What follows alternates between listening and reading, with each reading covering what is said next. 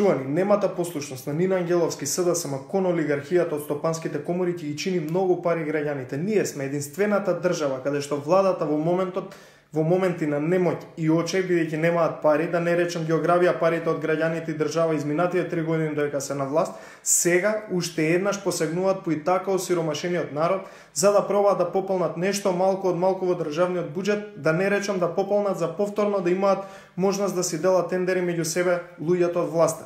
Кризата со пандемијата од COVID-19 многу брзо се прелеа во економска криза од која сакаат да профитираат олигарсите на СДСМ и нивното раководство, нормално на грбот на граѓаните.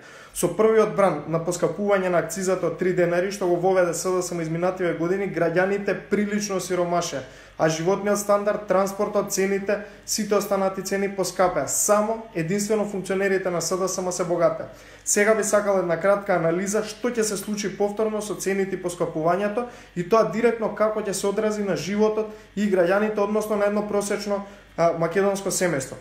Предпоставките кои ќе станат реалност, која ќе се покачи акцизата за 2 денари, велат дека конкретно во патниот транспорт прашање на време е колку брзо ќе се покачат цените на билетите за меѓуградскиот превоз, но и на такси компаниите и превозот во градовите внатре. Ако еден повратен билет Скопје-Берово сега чини 730 денари, постои можност да се покачи на над 800 денари. Еве, во просек нека биде поскапувањето најмалку 70 денари.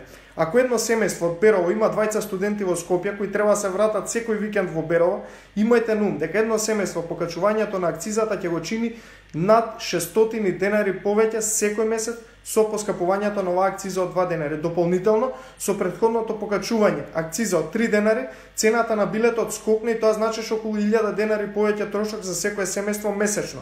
Сега, веќе со овие 600 доаѓаат до 1600 денари месечно или над 19.000 денари годишно едно семејство плаќа како резултат за поскапувањето на акцизите од страна на СДС. Верувајте, истото ќе се случи со билетите за другите градови, како Струмица, Ресен, Битола, Прилеп, Охрид, градови за кои постои можност да се поскапат билетите повеќе од 100 денари, затоа што дополнително во одредени патни делници ќе добијат и нови патарини, но и постојните би можеле да бидат покачени.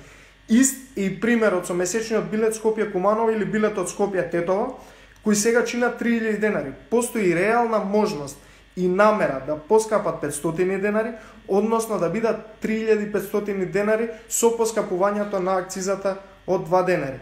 Тоа значи дека доколку од едно кумановско или тетовско семејство патуваат тројца членови од семејството во Скопје секој ден на работа или на училиште, едно семејство заради покачувањето на акцизата ќе има дополнителни 1500 денари во просек месечни трошоци или годишно тоа е над 18.000 денари само од покачувањето на акцизата за 2 денари, односно луксузот на СДСМ со кој што сакаат да ги избогатат своите олигарси, но и да ја пополнат дупката во буџетот од парите кои што самите ги искрадоа.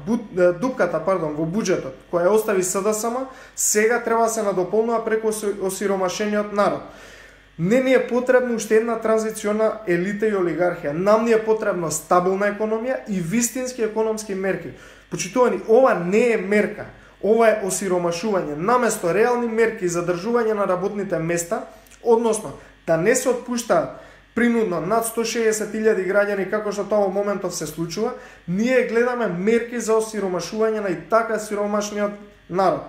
Затоа граѓаните ќе имаат можност да одберат дали нови работни места и стабилна економија или дополнително сиромашување на граѓаните. Благодарам.